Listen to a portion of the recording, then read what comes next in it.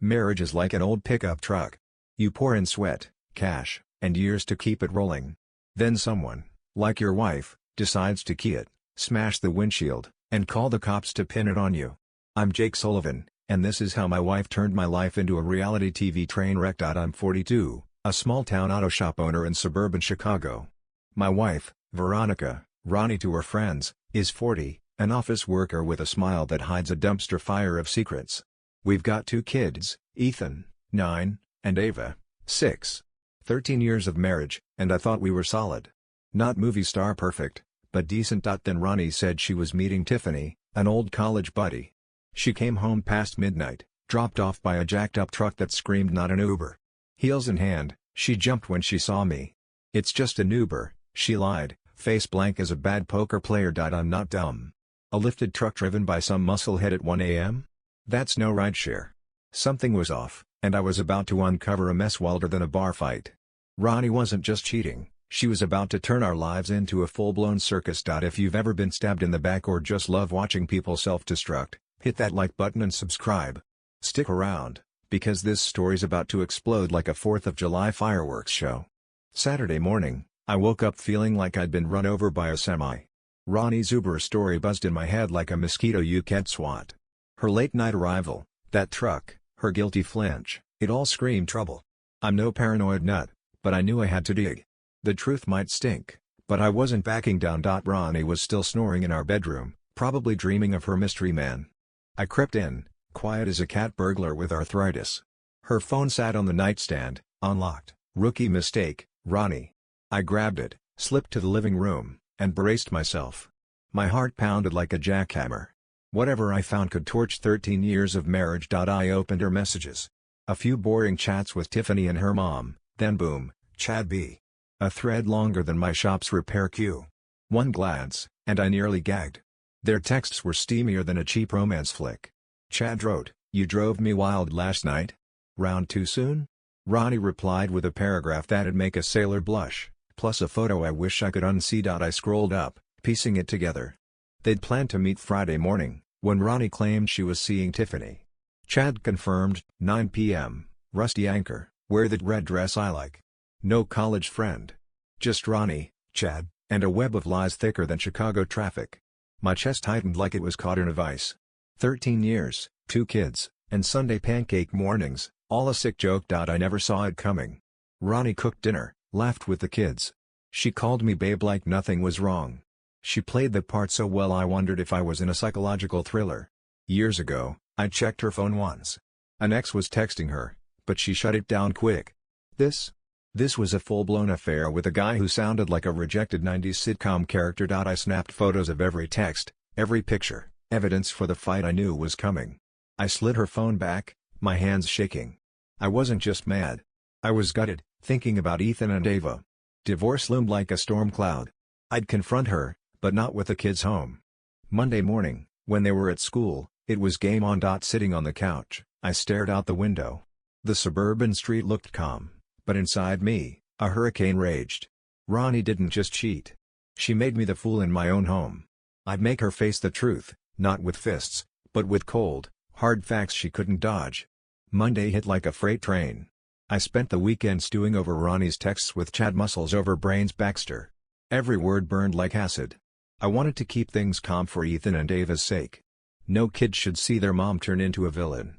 So, I waited until the school bus whisked them away to face Ronnie head-on. She was in the kitchen, sipping coffee like a sitcom mom. I walked in, hands in pockets to keep from pointing. "We need to talk," I said, voice steady but sharp. Ronnie looked up, eyebrow arched like she was auditioning for a soap opera. "What now, Jake? Still mad about Friday?" I took a breath, picturing her in that red dress at the Rusty Anchor. "I know about Chad," I said, each word a nail in our marriage's coffin. "I know what you did, where, and with who. Want to explain before I call a lawyer?"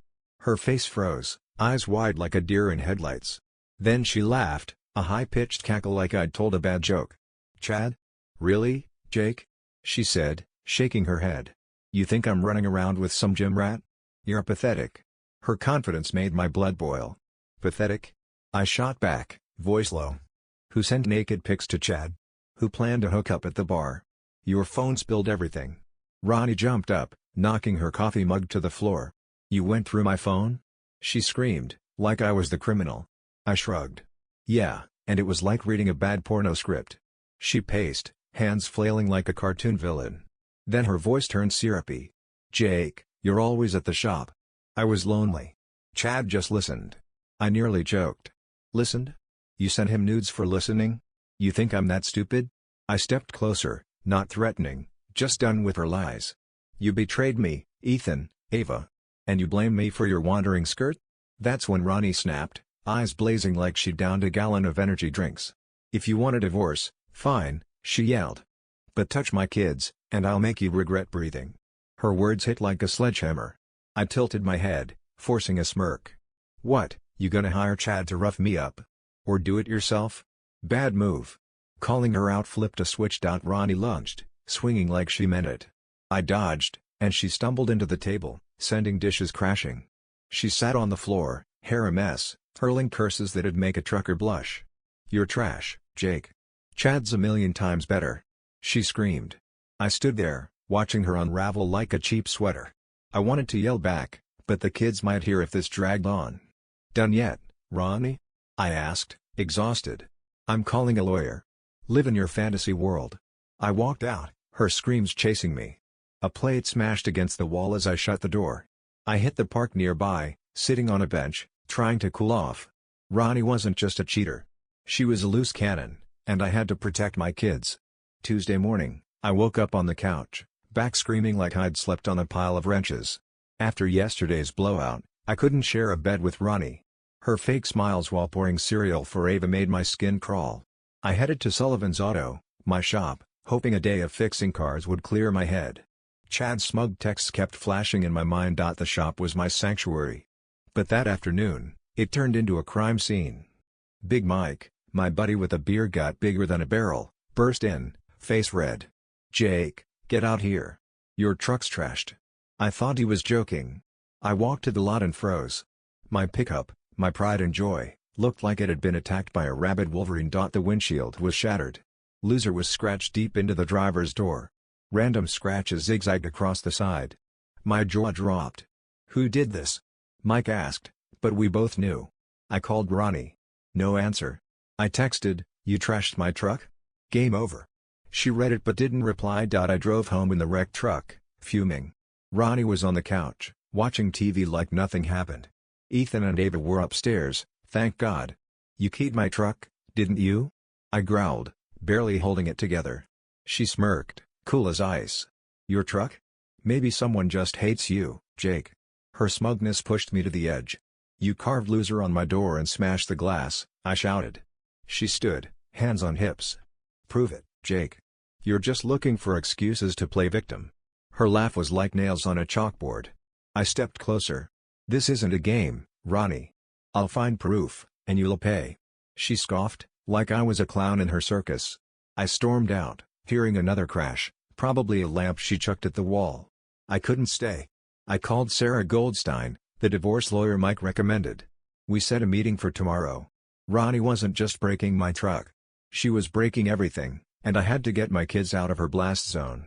Wednesday, I dragged myself to work, head heavy. My truck still screamed loser, but I had no time to fix it. Sarah told me to gather evidence, Chad's texts, photos of the truck. The shop's cameras were too blurry to catch the vandal, but I sent her what I had. I thought the worst was over. Then I got home. 2 cop cars sat outside.